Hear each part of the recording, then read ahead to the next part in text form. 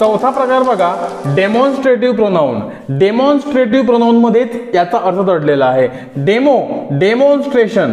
Demo आपण कशाला म्हणतो डेमो, तर आपण एखाद्या गोष्टीला दर्शवतो, दर्शक करतो, ठीक आहे. आणि म्हणून याचं मराठीत घ्यायचं दर्शक. दर्शक सर्वनामे. दर्शक सर्वनामे. दर्शक, आपण ज्या शब्दांनी एखादी गोष्ट दर्शवतो त्या शब्दांना दर्शक सर्वनामे म्हणतात. असे सर्वनाम हे नामांच्या ऐवजी येत असतात. बघा काही शब्द आहे, जर आपण धिस म्हटलं, दॅट, दीज किंवा दोज किंवा सच वगैरे असे शब्द म्हटले तर त्यांना आपण डेमॉन्स्ट्रेटिव्ह प्रोनाऊन म्हणू शकतो. Demonstrative pronoun. लक्ष द्या, धिस आणि दॅट हे सिंग्युलर असतात. हे सिंग्युलर्स आहे. आणि दीज किंवा दोज किंवा सच, ठीक आहे. सच सिंग्युलर किंवा प्लुरल.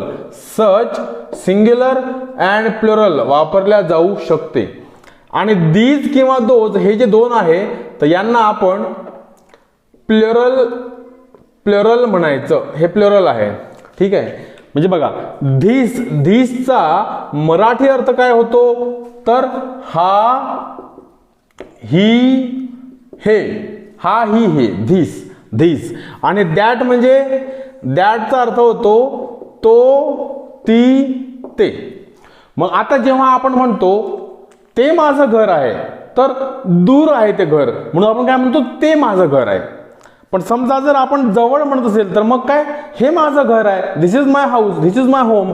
म्हणून आता या ठिकाणी लक्ष द्या, जवळ, जवळचे एक वचनी. जवळचे एक वचनी म्हणजे जवळचे सिंग्युलर हा, ही, हे. आणि दूरचे एक वचनी तो, ती, ते. दूरचे एक वचनी मग ते कोणतं पण नाऊन राहू, ठीक आहे ना. जवळचे एकवचनी नाम आणि दूरचे एकवचनी नाम. जवळचे धिस, धिस म्हणजे जवळचे एकवचनी आणि दॅट म्हणजे दूरचे एकवचनी. मी जर म्हटलं दीज, याला मराठीत म्हणायचं दीज. दीज, दीज म्हणजे हे. हे म्हणजे अनेक गोष्टी. तर याला जवळचे, जवळचे एक अनेक वचनी म्हणायचं. जवळचे अनेक वचनी, जवळचे अनेक वचनी. आणि दोज, दोज म्हणजे लक्ष द्या, दोज, दोज काय आहे ते. ते म्हणजे अनेक वचनी पण, म्हणजे दूरचे अनेक वचनी. दूरचे अनेक वचनी, दूरचे अनेक वचनी. लक्ष द्या, धिस जवळचे एक वचनी, दॅट दूरचे एक वचनी. दीज जवळची अनेक वचनी आणि दोज दूरची अनेक वचनी. समजलं. सच म्हणजे हा, ही, हे. हा, ही, हे. तो, ती, ते. असंही याला आपण म्हणू शकतो. ते एक आणि अनेक वचनी दोघांसाठीही वापरल्या जातं, ठीक आहे ना. जर मी म्हटलं असेल, आपण याचा सिंपल यूज पाहू. सिंपल आपण रूल पाहू. रूल नंबर 1 आपण सिंपल पाहू कसा होईल. हा रूल नंबर 1 आहे. कसा होईल, जर मी लक्ष द्या, जर मी म्हटलं असेल this is my house, this is my house. किंवा जर मी असं म्हटलं असेल that, that is my friend, that is my friend. This is my house, that is my friend. म्हणजे धिस इज माय हाऊस, हे माझं घर आहे. दॅट इज माय फ्रेंड, तो माझा मित्र आहे. जर मी म्हटलं असेल की हे माझे विद्यार्थी आहेत, कसं कराल, दीज, दीज म्हणाल. These are my students, these are my students, these are my students. मी जर म्हटलं ते माझे क्लासमेट्स आहेत, मग कसं कराल, ते, ते म्हणजे they, those, those are my classmates, those are my classmates. म्हणजे ते माझे क्लासमेट्स आहेत. ते, those, those are my classmates, ठीक आहे ना. वाक्य जर आणखी आपण लांबवलं तर म्हणता येते those, those were my friends, those were my friends who had broken your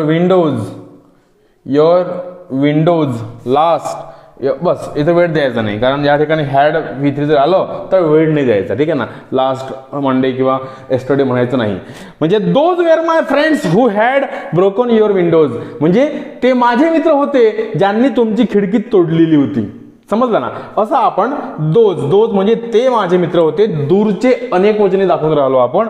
जर मी म्हटलं हे माझे पेन्स आहेत, मग मी काय म्हणेल, these are my pens, these are my pens, हे माझे पेन्स आहेत. मी जर म्हटलं हे माझे पुस्तकं आहे, कसं कराल, हे दीज आर माय बुक्स. आणि एक म्हटलं तर, सिंग्युलर म्हटलं तर या ठिकाणी जवळचं एक वचन आहे, धिस इज माय बॅग, ही माझी बॅग आहे. दूरची म्हटलं तर दॅट इज माय बॅग, ती माझी बॅग आहे. सरळ आहे, सरळ विषय आहे. हा पहिला रूल एकदमच सोपा आहे, खूप सोपा आहे तो रूल. बघा, मी जर म्हटलं असेल these are my chairs, these are my chairs, या माझ्या खुर्च्या आहेत. जर आपण म्हटलं असेल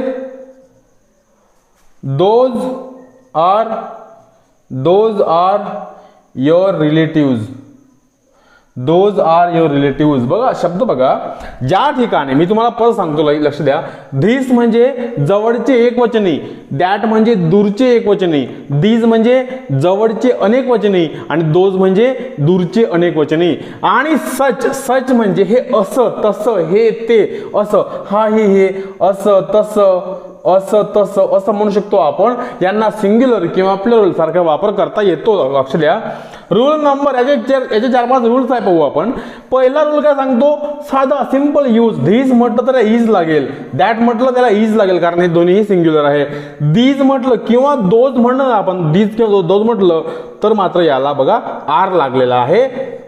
ते करते ए ग्रुपचं झालेले आहे. ए ग्रुप, बी ग्रुप, ए ग्रुप आणि बी ग्रुप. इथे काय आहे, दीज आणि दोज. इथे काय आहे, धिस आणि दॅट. समजलं. बघा आता बघा, या ठिकाणी आपण काय म्हटलं, those were my friends who had broken your window, ते माझे मित्र होते ज्यांनी तुमची खिडकी तोडलेली होती. These are my pens, these are म्हटलं आपण, दीज आर लावलं, धिस इज लावलं, दॅट इज लावलं, दीज आर म्हटलं आपण. ठीक आहे. हा नियम लिहून घ्या. हा नियम पॉज करून लिहून घ्या. हा नियम हे सगळं पाहायचं असेल, आपल्याला शिकायचं असेल तर ABC एज्युकेशन ॲपमध्येच आपला कोर्स आहे, ॲडव्हान्स इंग्लिश ग्रामर कोर्स. त्याशिवाय हा कोर्स कुठेही पाहायला मिळणार नाही. ठीक आहे. लिहून घ्या. हा फक्त एक साधा सिंपल यूज झाला, जे इतर पुस्तकामध्ये असतं, इतर मटेरियलमध्ये सहज उपलब्ध होतं, तर ते हे आहे. आणि आता यानंतर आपण दुसरा, तिसरा, चौथा आणि 5वा जो रूल पाहू, तर त्यांचा उपयोग म्हणजे डेमॉन्स्ट्रेटिव्ह प्रोनाउन्सचा उपयोग आणखी कुठे कुठे केला जातो ते पाहू आपण. पॉज करून लिहून घ्या. बघा आपण यूज ऑफ सच पाहू. यूज ऑफ सचचा वापर कसा करावा. सच हा ॲडजेक्टिव्हही आहे, म्हणजे पॉझेसिव्ह ॲडजेक्टिव्हही आहे, आणि सच हा पॉझेसिव्ह प्रोनाउनही आहे. जर मी म्हटलं सच मेन असं म्हटलं असेल तर हा मेन झाला नाउन आणि सच झाला ॲडजेक्टिव्ह. परंतु सच हे प्रोनाउन म्हणून कसं वापरायचं तीही एक कला आहे. लक्ष द्या. सच जर म्हटलं मी, such are your words, such are your words. Such हे तुझेच शब्द आहे, हे तुझेच शब्द आहे. आपण पुन्हा म्हणू शकतो सच वेअर हर व्हेरी वर्ड्स. हे तिचेच शब्द आहे, हे तिचेच शब्द आहे. सच इज युअर मिस्टेक असं म्हणू शकतो आपण. लक्ष द्या. such is your mistake. such is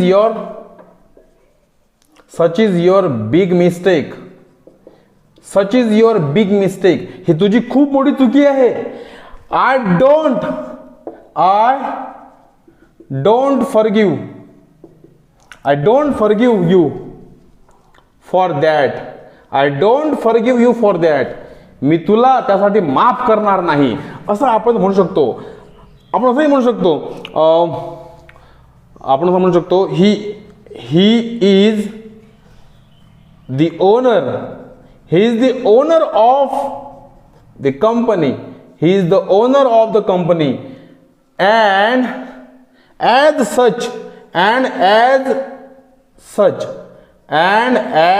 such, he has to write. He has to,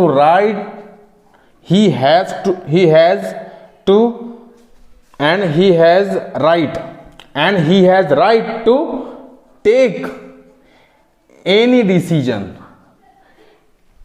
तो या कंपनीचा मालक आहे आणि या नात्याने, आणि म्हणजे म्हणून या नात्याने त्याला राईट आहे. He has the right to take any decision. त्याला कोणताही निर्णय घेण्याचा अधिकार आहे.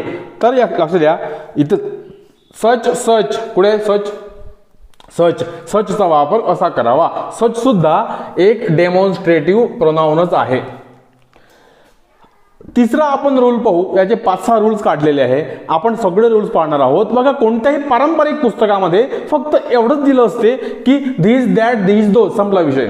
यांचा उपयोग काय होतो ते, आणि लगेच मग 5वा प्रकार. मात्र आपल्या क्लासमध्ये, आपल्या ABC एज्युकेशन ऍप्लिकेशन मधल्या ऍडव्हान्स इंग्लिश ग्रामरमध्ये तुम्हाला अगदी एक गोष्टीचा उलगडा होतोय, अगदी बेसिक पासून. आणि हा कोर्स जर पाहिजे असेल तर तुम्हाला हा ABC एज्युकेशन ॲप मधूनच तो डाउनलोड करता येईल प्ले स्टोअरवरच्या. ठीक आहे. तर बघा, हे लिहून घ्या. आपण रूल नंबर 3 पाहू.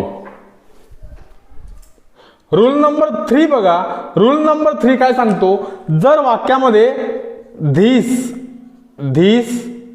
दॅट यानंतर, धीस किंवा दॅट यानंतर जर समजा टाइप ऑफ किंवा सॉर्ट ऑफ किंवा काइंड ऑफ जर ही रचना असेल तर असू, ही रचना असेल, हे स्ट्रक्चर असेल. कधी, जर या धीस किंवा दॅट नंतर टाइप ऑफ, सॉर्ट ऑफ किंवा काइंड ऑफ ही रचना असेल तर तुम्हाला समोर काय घ्यावं लागते, सिंग्युलर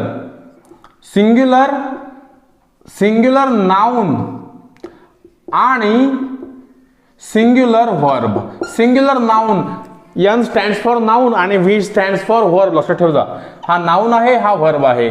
आणि जर हे स्ट्रक्चर असं असेल, दीज, या धीसचं दीज अनेक असेल, किंवा या दॅटचं दोज असेल, दोज, किंवा टाइप ऑफचं, बघा या नंतर ऍक्च्युली आहे ते, दीज किंवा दोज नंतर जर टाइप्स ऑफ असेल, टाइप्स ऑफ असेल, किंवा सॉर्ट्स ऑफ असेल किंवा काइंड्स ऑफ असेल,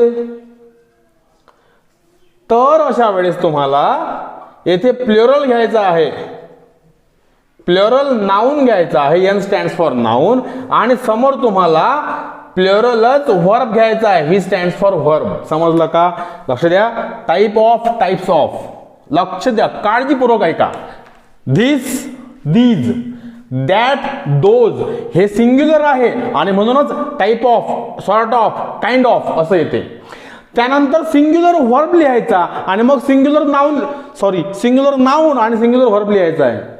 आणि जर दोज किंवा दीज किंवा दोज असेल, अनेक वचन असेल, प्लुरल असेल, तर तुम्हाला types of, sorts of, kinds of घ्यायचा आहे.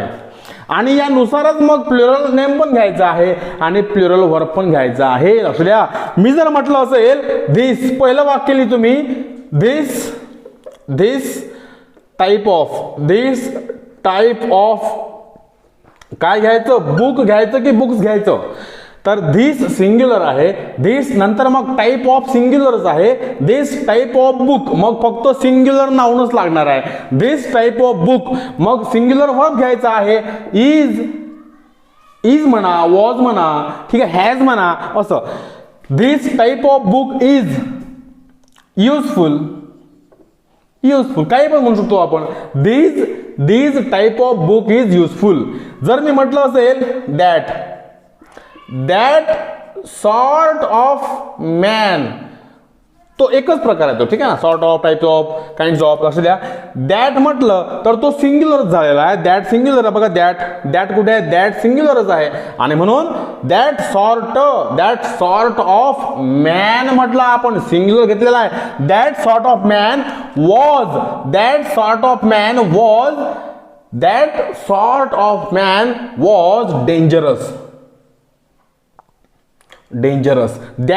Of man was dangerous. ठीक आहे ना, डेंजरस म्हणजे तो एक सिंग्युलर आहे. पण मी जर म्हटलं असेल दीज किंवा दोज, असं द्या, आता मी जर म्हटलं असेल दीज, मग काय येणार आहे, टाइप्स ऑफ गर्ल्स, म्हणजे या प्रकारच्या मुली आणि या प्रकारची मुलगी. दिस टाइप ऑफ, या प्रकारचे, दिस टाइप ऑफ गर्ल, या प्रकारची मुलगी. आणि दीज टाइप्स ऑफ गर्ल्स, या प्रकारच्या मुली. दीज टाइप्स ऑफ गर्ल्स, मग या ठिकाणी आर घ्यावं लागलं आपल्याला. इथे आपण इज किंवा वॉज घेतलं होतं कारण तो सिंग्युलर होता. आणि म्हणून these types of girls are, काय घ्यावं लागेल, these types of girls are very studious. म्हणजे या प्रकारच्या मुली खूपच अभ्यासू असतात असं आपण म्हणू शकतो. मी जर म्हटलं असेल those sorts of dramas were घेतलेला आहे कारण सॉर्ट्स आलेला आहे आणि दोज आलेला आहे. बघा, प्लुरल आणि प्लुरल म्हणून त्याला वेअर लागलेला आहे. लक्ष द्या, those sort of dramas were boring. आपण असं काही म्हणू शकतो, वाक्य आपण काही घेऊ शकतो. त्या प्रकारचे नाटकं खूपच बोरिंग होती. ठीक आहे ना, असं आपण म्हणू शकतो. मी जर म्हटलं दिस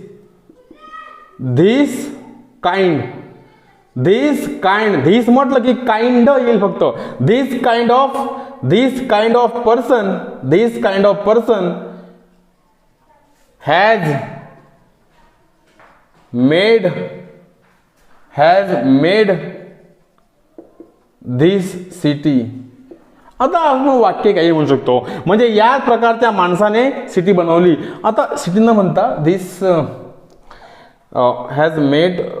ॲक्च्युली आपण एक काम करू, हे वाक्य खाली घेऊया आपण. These kinds of persons have. आता पर्सन्स आलेला आहे, पर्सन्स करता एक रूपचा आहे. Have, these kinds of persons have made our cities name. अशा प्रकारच्या माणसांनी आपल्या शहराचं नाव बनवलं, असा अर्थ तो घेऊ शकतो आपण. आता या ठिकाणी काय म्हणू शकतो आपण, this kind of person has made it. या प्रकारच्या माणसाने हे बनवलं असं म्हणू शकतो आपण. असं द्या, काय म्हटलं मी, धिस दॅट. धीज म्हटलं, नंतर टाईप, सॉर्ट आणि काइंड आलं. नंतर फक्त बुक, मॅन किंवा पर्सन सिंग्युलर आलं आणि वर सुद्धा सिंग्युलर घेतलं. जेव्हा हे वाक्य दीज म्हटलं आपण, तेव्हा टाइप्स, सॉर्ट्स आणि काइंड्स म्हणावं लागलं. आणि त्यानंतर गर्ल्स, ड्रामाज किंवा पर्सन्स म्हणावं लागलं. आणि त्यानंतर आपल्याला आर, वेअर किंवा हॅव म्हणावं लागलं. म्हणजे तात्पर्य असं आहे की सिंग्युलर असेल तर सगळं सिंग्युलर चालतं आणि जर प्लुरल असेल तर सर्व प्लुरल चालतं. लक्षात ठेवा, लिहून घ्या. आपण चौथा रूल पाहू. चौथा रूल बघा, चौथा रूल काय सांगतो आपल्याला, जर दोन कर्ते अँडने जोडलेले असेल तर, मग ते जर करते सिंग्युलर नेम्स राहिले तर अँडचे नियम काय सांगतात ते पाहू आपण. आणि जर ते करते प्लुरल नेम राहिले तर अँडचे नियम काय करते, लक्ष द्या. तर अँडचे नियम काय करतात आपण हे पाहूया. समजा जर दोन करते सिंग्युलर नेमने आपण जोडले, म्हणजे अँडने आपण जोडले. दोन सिंग्युलर नाहून आपण अँडने जोडलं असेल तर मग अशा वेळेस काय करायचं, लक्ष द्या. मी जर म्हटलं स्टडी, लक्षपूर्वक आहे का, स्टडी अँड गेम्स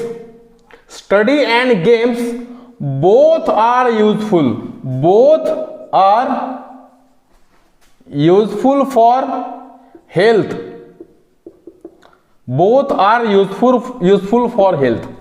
काय म्हटलं मी? स्टडी अँड गेम्स, गेम म्हणू आपण, सिंग्युलर घेऊ म्हणून गेम म्हणू आपण. स्टडी अँड ने जोडलेले आपण हे study and game both are useful for health. आणि धिस मग लावायचं धिस, तर धिस लावायचा आहे आपल्याला सेकंडला. जो सेकंड नाऊन आहे, लक्ष द्या, जो सेकंड नाऊन आहे त्या सेकंड नाऊनला धिस लावायचं आणि फर्स्ट नाऊनला दॅट लावायचं. लक्षपूर्वक आहे का? जर दोन नाऊन अँडने जोडले असेल आणि ते जर सिंग्युलर असेल तर अँडने जोडले तर पहिल्याला दॅट लावायचं आणि दुसऱ्याला धीज लावायचं. बघा कसं लावायचं? Study and game both are useful for health, म्हणजेच अभ्यास आणि खेळ दोन्ही शरीरांसाठी आवश्यक आहे, युजफुल आहे. these exercises our body and that exercises our brain. काय म्हटलेलं आहे आपण? Study and game both are useful for health. मग धिस म्हटलं तर हा सेकंड घ्यायचा. धिस म्हणजे गेम, जो शेवट आला तो. This exercise our body, games आपल्या बॉडीला एक्सरसाइज करते. आणि दॅट म्हणजे कोणता? तर तो पहिला म्हणजे दॅट. समजलं का? म्हणजे दॅट एक्सरसाइजेस अवर ब्रेन, म्हणजे काय? स्टडी आपल्या ब्रेनला एक्सरसाइज करते. मी जर म्हटलं असेल, लक्ष द्या, मी जर म्हटलं असेल book and web series, book and web series, book singular, web series ही singular. Book and web series both are, लक्षात द्या काय म्हटलं मी? बोथ आर बेनिफिशियल म्हणून घेऊ आपण. Both are beneficial for study म्हणू शकतो आपण, काही म्हणू शकतो. अभ्यास, वेब सिरीज म्हणून सुद्धा अभ्यास होऊ शकतो जर चांगल्या कामाच्या वेब सिरीज असल्या तर. तुम्ही जर इंग्लिश पाहिल्या वेब सिरीज तर तुमचं इंग्लिश सुधारते. विविध शब्दांचा भडीमार आपल्या डोक्यावर होतो आणि आपलं डोकं त्या शब्दामध्ये राहतं. ठीक आहे, चांगली गोष्ट आहे ते. बुक अँड वेब सिरीजला यस लागलेला आहे पण तो सिंग्युलर नेम आहे. ठीक आहे. Book and web series both are beneficial for study. आता मी जर म्हटलं, म्हणजे इथे कॉमा द्यायचा, धिस म्हणजे कोण? धिस म्हणजे कोण? तर धिस लावायचा आहे आपल्याला सेकंडला. धिस हेल्प, आता एक सिंग्युलर आहे म्हणून helps. This helps online.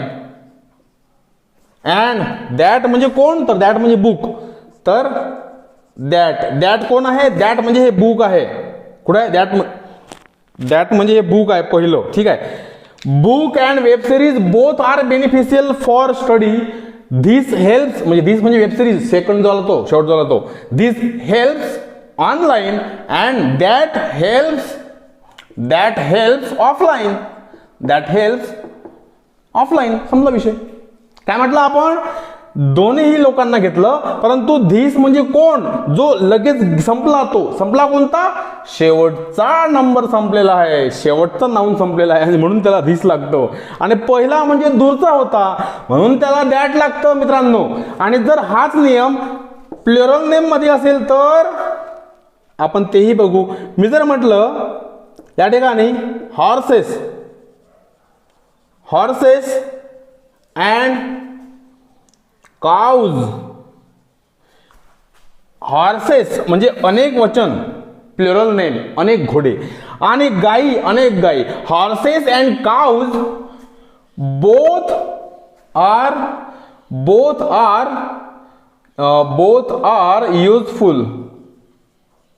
Useful to us, both are useful to us, comma द्यायचा किंवा मग असं हे सेमीकोलन द्यायचा. Horses and cows both are useful to us, म्हणजे घोडे आणि गाई दोन्ही आपल्यासाठी आवश्यक आहे, युजफुल आहे. मग काय म्हणायचं, तर जो दीज म्हणजे कोणता, जो शेवट संपला तो, तर दीज म्हटलं तर याला काऊला दीज लागेल, ठीक आहे ना, म्हणजे काऊला दीज लागेल. दीज गिव्ह अस मिल्क, काय म्हटलं मी, दीज म्हटलं तर तो करता ए ग्रुपचा आहे आणि म्हणून फक्त V1 लागलेला आहे, हे तुम्हाला माहित पाहिजे, बेसिक आहे ते, ठीक आहे. These give us milk, these कोण, तर शेवटचा म्हणजे सेकंड जो करताय तो, शेवटचा जो संपला तो. These give our milk, these give us milk and those म्हणजे कोण, दोज म्हणजे घोडे, हॉर्सेस, पहिले म्हणजे दूरचे. दोज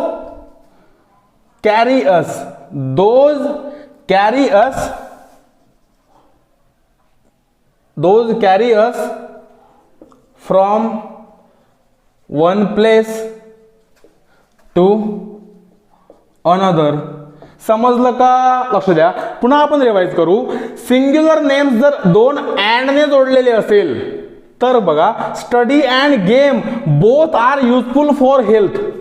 स्टडी आणि गेम म्हणजे अभ्यास आणि खेळणं दोन्ही आपल्या आरोग्यासाठी युजफुल आहे. This exercise our body, this म्हणजे कोणता धिस लावायचा, धिस जर म्हटलं आपण तर कोणाला लावायचं, जो शेवट आहे त्याला धिस लावायचं. का, कारण तो शेवट आहे, नवीन आहे तो, आणि जो जुना आहे त्याला दॅट लावायचं. म्हणजे this exercises our body and that exercises our brain. That म्हणजे कोण, स्टडी.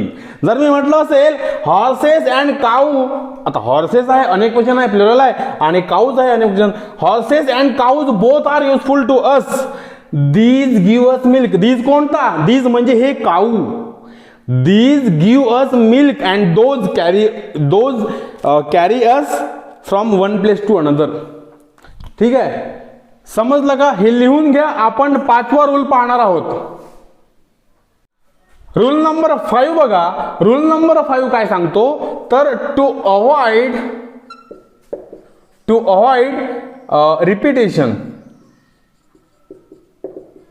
टू अवॉइड रिपिटेशन पुनरावृत्ती टाळण्यासाठी आपल्याला दॅट किंवा दोजचा वापर करतात. लक्ष द्या. मी जर म्हणेल द स्ट्रीट्स, द क्लायमेट घेऊ पहिल्यांदा. द क्लायमेट सिंग्युलर आहे म्हणून the climate of Delhi, the climate of Delhi is better than Mumbai. हे असं म्हणतो आपण, ठीक आहे, परंतु हे चुकीचं आहे. मुंबईच नाही लिहायचं. द क्लायमेट ऑफ दिल्ली, बघा काय म्हटलेलं आहे, क्लायमेटची तुलना केलेली आहे. दिल्लीच्या क्लायमेटची तुलना मुंबईच्या क्लायमेटशी करावी लागेल. आणि म्हणून जेव्हा आपण डिग्री हे चॅप्टर पाहू तेव्हा आपण हा भाग सविस्तर शिकणार आहोत. सध्या दीज किंवा दोजचं काम पडलं, दॅटचं काम पडलं, आणि म्हणून आपण हे शिकून राहिलो. लक्ष द्या. मी जर म्हटलं असेल the climate of Delhi is better than Mumbai, पाहिजे का, चूक. द क्लायमेट ऑफ मुंबई लिहायचं का, द क्लायमेट ऑफ मुंबई लिहायचं का, हे पण चूक. म्हणजे the climate of Delhi is better than that of Mumbai. That of Mumbai हे बरोबर राहणार आहे. दॅट ऑफ मुंबई हे चूक आणि हे बरोबर. बघा काय म्हटलं मी, the climate of Delhi is better than Mumbai, चूक. कारण दिल्लीच्या क्लायमेटची तुलना आहे तर ती मुंबईच्या क्लायमेटशी होईल, मुंबईशी नाही होणार. आणि मग नंतर the climate of Delhi is better than the climate of Mumbai. Climate किंवा हा सगळे शब्द अवॉइड करण्यासाठी आपल्याला दॅट ऑफचा वापर करता येतो. दॅट ऑफचा अर्थ काय होतो, द क्लायमेट ऑफ मुंबई. हे 100% चूक आहे असं मला म्हणायचं नाही, पण हे 100% बरोबर आहे असं म्हणायचं आहे. ग्रामरमध्ये तुम्हाला 100% काहीच गोष्ट सांगता येत नाही, दावा करून सांगता येत नाही, कारण ग्रामर हे ओझरतं असतं, बदलणारं असतं. ठीक आहे, ते कसं असतं बदलणारं, त्यासाठी तुम्हाला ग्रामरच्या संशोधनात जावं लागेल. पण आपल्याला आयोग संशोधन विचारत नाही, जे आहे ते विचारतं, म्हणून त्या भानगडीत पडू नका. त्या भानगडीत आपण कधी पडणार आहोत, जेव्हा PhD करू तेव्हा. ठीक आहे, असो. तर मग या ठिकाणी हे चूक आणि मग काय बरोबर राहील, the climate of Delhi is better than that of Mumbai, that of Mumbai. आता हे क्लायमेट सिंग्युलर होतं, पण जर प्लुरल राहिलं तर, जर मी असं म्हटलं the streets of Nagpur, the streets of Nagpur are wider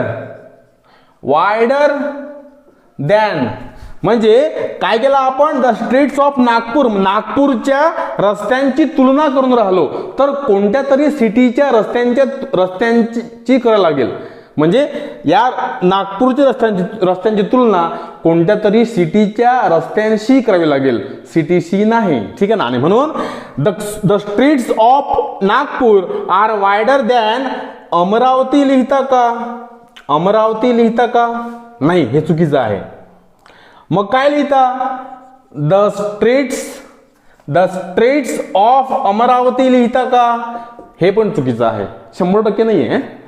मग हे रिपिटेशन टाळण्यासाठी काय करावं लागेल, the streets of Nagpur are wider than those of Amravati. Those of Amravati हे बरोबर आहे का बरोबर आहे, कारण आपण दोज ऑफ लिहिलेला आहे. दोज ऑफचा अर्थच काय होतो, द स्ट्रीट्स ऑफ अमरावती. समजलं का, नक्की सांगा. म्हणून हे असं लिहायचं. आता हा सगळा प्रकार आपण डिग्रीमध्ये पुन्हा पाहू, डिग्री लवकरच येणार आहे, तेव्हा हे अभ्यास करताना लिहा, पूर्ण पाहून घ्या. आपण एक शेवटचा रूल पाहू, रूल नंबर 6 बघा. आपण रूल नंबर 6 मध्ये कंपॅरिझन करू, तुलना करू ऍडजेक्टिव्ह आणि प्रोनाउनची. लक्ष द्या, सध्या आपला कोणता टॉपिक चालू आहे, आपला चालू आहे second topic, pronoun, parts of speech मधला प्रोनाउन चालू आहे. आणि त्यापैकी आपण चौथा भाग पाहत आहोत, डेमॉन्स्ट्रेटिव्ह प्रोनाउनचा, म्हणजे दर्शक क्रियापदे. जेव्हा आपण म्हणतो धिस म्हणजे हा ही जवळचा एकवचने, दॅट तो ती ते दूरचे एकवचने. आपण जेव्हा दीज म्हणतो तेव्हा जवळचे अनेक वचने म्हणतो आपण, दीज आर माय स्टुडंट्स.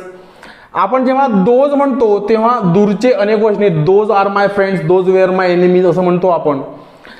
मात्र जेव्हा आपण ऍडजेक्टिव्ह पाहतो, म्हणजे नाउन प्रोनाउन नंतर नेक्स्ट टॉपिक कोणता आहे आपला, ऍडजेक्टिव्ह. ऍडजेक्टिव्हचा अर्थ काय होतो, विशेषण. कोणत्याही नामाबद्दल विशेष किंवा अधिक माहिती जेव्हा आपण सांगतो तेव्हा त्या नामांना आपण काय म्हणत असतो, ऍडजेक्टिव्ह म्हणतो, म्हणजेच विशेषण म्हणतो. तर विशेषणामध्ये सुद्धा असेच प्रकार आहे, 10 प्रकार त्यामध्ये सुद्धा आहे. आणि त्यामधला एक प्रकार आहे डेमॉन्स्ट्रेटिव्ह ऍडजेक्टिव्ह. म्हणजेच प्रोनाउन शिकताना सुद्धा आपल्याला डेमॉन्स्ट्रेटिव्ह प्रोनाउन पाहावं लागतं, आणि जेव्हा आपण ऍडजेक्टिव्ह शिकतो तेव्हा सुद्धा आपल्याला डेमॉन्स्ट्रेटिव्ह ऍडजेक्टिव्ह पाहावं लागतं मित्रांनो. आणि अशा वेळेस आपली गफलत होते, आपल्याला प्रोनाउन कोणते आणि ऍडजेक्टिव्ह कोणते हे ओळखण्यास त्रास जातो. नेमकं हे ओळखण्यास त्रास जातो, आणि म्हणून आपल्याला या ठिकाणचं कन्फ्युजन दूर करायचं आहे. आपण 2 पार्ट करू या भागाचे, या जागेचे. ठीक आहे. आणि यामध्ये एका ठिकाणी आपण प्रोनाउन लिहिणार आहोत. इथे आपण प्रोनाउन लिहू डेमॉन्स्ट्रेटिव्ह प्रोनाउन. इथे आपण डेमॉन्स्ट्रेटिव्ह प्रोनाउन लिहिणार आहोत, आणि इथे आपण डेमॉन्स्ट्रेटिव्ह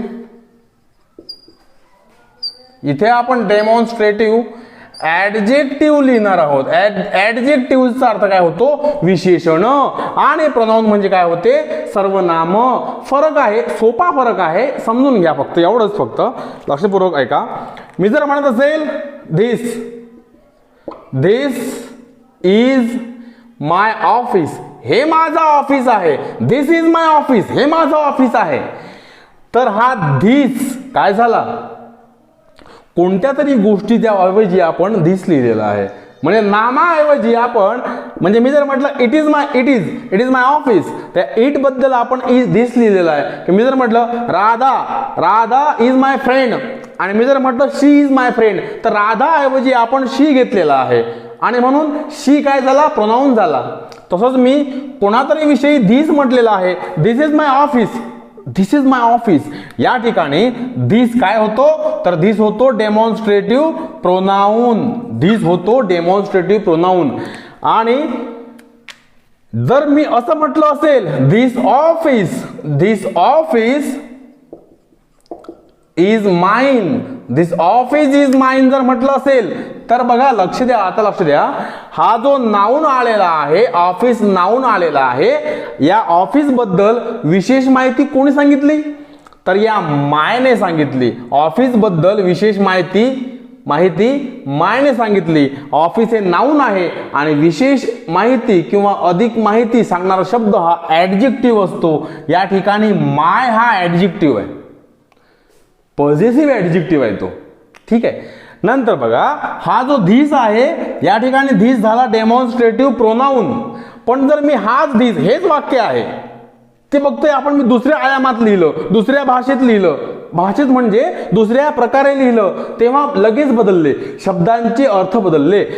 वाक्यांचा अर्थ कायम आहे, शब्दांच्या भूमिका बदलल्या. मी जर म्हटलं धिस इज माय ऑफिस, तर धिस काय झालं, डेमॉन्स्ट्रेटिव्ह प्रोनाऊन. आणि मी जर म्हटलं धिस ऑफिस इज माइन, तर अशा वेळेस ऑफिस जो आहे नाऊन, तो तर राहणारच आहे ऑफिस नाऊन, परंतु नाऊन विषयी विशेष किंवा अधिक माहिती कोणी सांगितली, तर धिसने सांगितलेली आहे. आणि म्हणून धिस काय झाला, ऍडजेक्टिव्ह.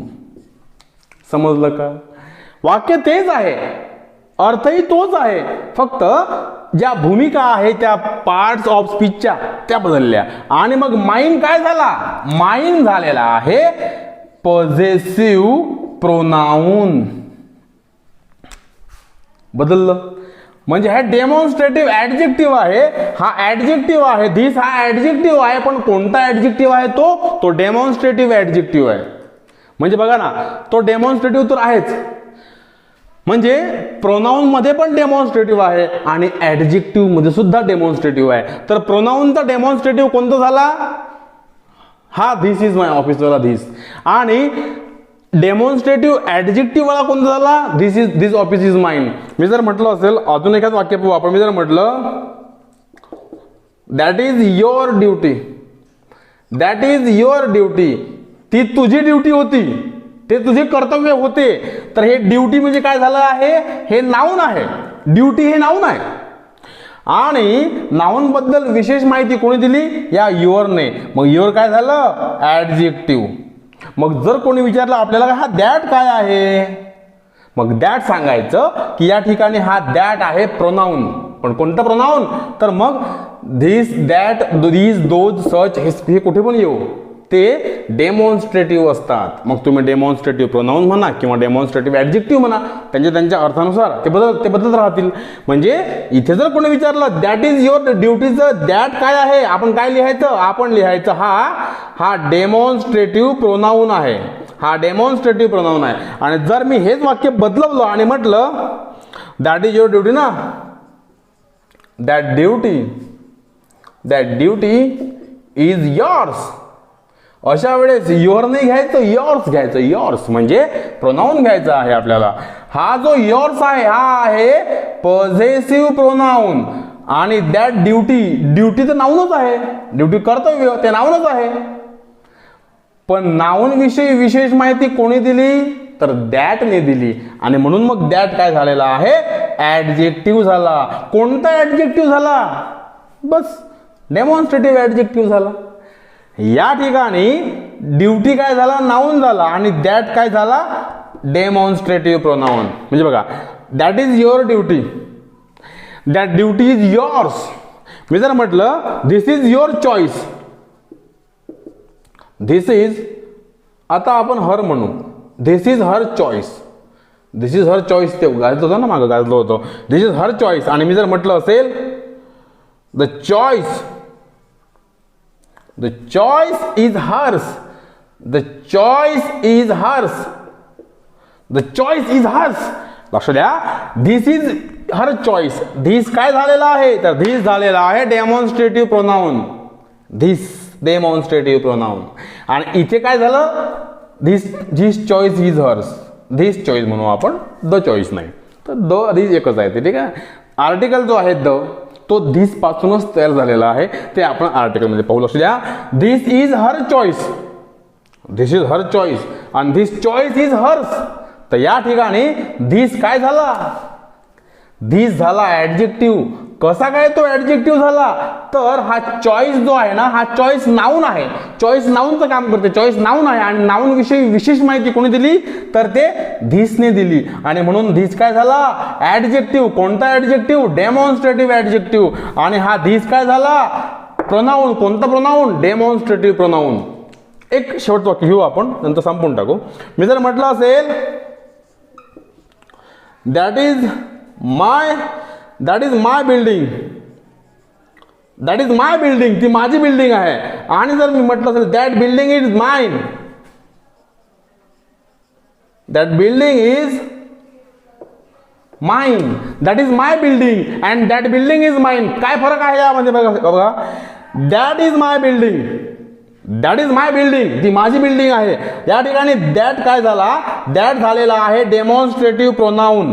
प्रोनाऊन झाला तो. आणि जर मी म्हटलं असेल दॅट बिल्डिंग इज माइन, काय म्हणू आपण, that building is mine, that building, that ती बिल्डिंग. तर बिल्डिंग हा ऑलरेडीच नाऊन आहे. बिल्डिंग हा ऑलरेडी नाऊनच आहे. पण कोणता नाऊन, तर या बिल्डिंग विषयी विशेष माहिती कोणी सांगितली, दॅटने सांगितली. म्हणून तो काय झाला, डेमॉन्स्ट्रेटिव्ह नाऊन. तो दाखवतो ना, धिस बिल्डिंग इज माइन. म्हणून हा दॅट काय झाला या ठिकाणी, ऍडजेक्टिव्ह झाला. आणि माइन काय झाला, मग माइन झाला प्रोनाऊन. कोणता प्रोनाऊन, पॉझेसिव्ह प्रोनाऊन. ठीक आहे ना. इथे आपला लेक्चर नंबर 67 संपलेला आहे. लेक्चर नंबर 68 मध्ये आपण हे सगळे लेक्चर्स पाहू, यावर लेक्चर्स पाहू. सगळे इम्पॉर्टंट आहे. पार्ट्स ऑफ स्पीच चॅप्टर चालू आहे आपला. तुम्हाला मी आधीच म्हटलं होतं, पार्ट्स ऑफ स्पीच हा चॅप्टरच वेगळा आहे, मोठा चॅप्टर आहे आणि बेसिक पासून चॅप्टर आहे तो. म्हणजेच how many parts of speech असे प्रश्नही परीक्षेला आतापर्यंत येऊन गेलेले आहे. तर there are 10 parts of speech. मग आज 8 पार्ट्स ऑफ स्पीच. तर त्या 8चे वेगवेगळे चॅप्टर्स असतात. हा कोणत्या पुस्तकांमध्ये नाउन चॅप्टर वेगळा, जनरल चॅप्टर वेगळा, नंबर चॅप्टर वेगळा, केस चॅप्टर वेगळा, मग प्रोनाउन चॅप्टर वेगळा, असं असते. आपण त्याला चॅप्टर नंबर 9 म्हटलं आणि सरसकट 9 मध्येच आपण सगळ्या गोष्टी शिकून राहिलो.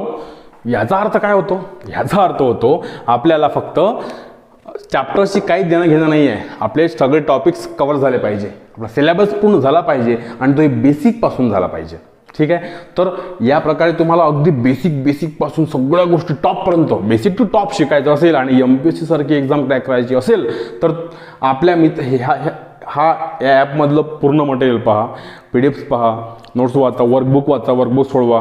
ठीक आहे. तुम्हाला सगळं मिळणारच आहे ते. आणि तुमच्या मित्रांनाही सांगत राहा, लहान बहीण भावनांना सांगत राहा, सगळ्यांना सांगत राहा. या कोर्ससारखा कोर्स कुठेच नाही आहे ॲक्च्युली. ठीक आहे. तर आपण भेटूया लेक्चर नंबर 68 मध्ये. तोपर्यंत थँक्यू. लिहून घ्या.